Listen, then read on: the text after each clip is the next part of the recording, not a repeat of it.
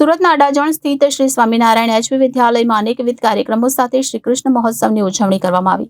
આ પ્રસંગે ઇસ્કોન મંદિરના મહારાજ સહિત વાલી અને વિદ્યાર્થીઓ ઉત્સાહભેર કૃષ્ણ મહોત્સવની ઉજવણી કરી હતી।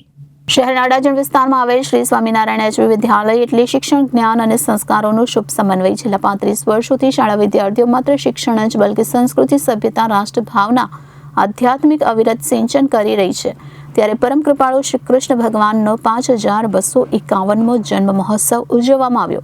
ત્યારે બાળકો પારંપરિક વસ્ત્રો તથા મોટા ભાગના બાળકો શ્રી કૃષ્ણ અને રાધાના પરિવેશમાં જતા વૈદિક વિધિથી કનૈયાની પૂજન વિધિ આરતી બાદ દહીંહાંડીનો કાર્યક્રમ સુપેરે પાર પડ્યો હતો।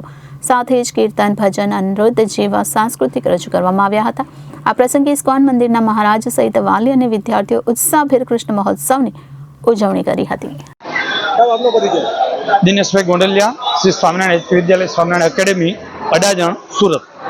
આજે શાળામાં શું કાર્યક્રમ રાખ્યો, કોણ મુખ્ય મહેમાન તરીકે આવેલું હતું અને બીજું શું પ્રવૃત્તિ થઈ?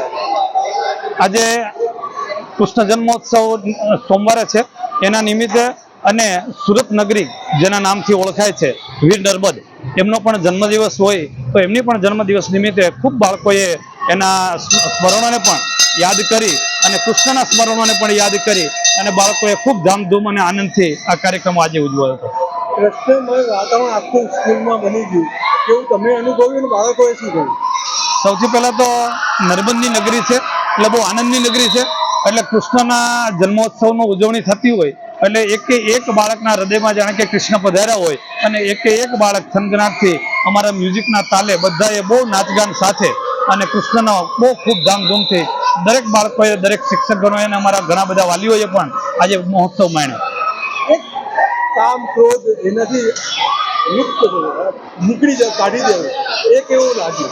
અચ્છા, અમારા આજના જે પ્રવચનમાં મેઇન બાળકોને જે કામ, ક્રોધ, લોભ, મોહ, આ જે છ મેઇન આપણા જે આપણને બધાને પીડતા જે રાક્ષસો છે એ આપણામાંથી કાઢી દેવા માટે એક એક્ટિવિટીઝ દ્વારા બાળકોને બહુ સરસ રીતે પ્રવૃત્તિ કરાવી અને દરેક બાળકોને ખૂબ આનંદ થયો એ બાબતે। Reporter Arvind Rathod, Janadesh news, Surat.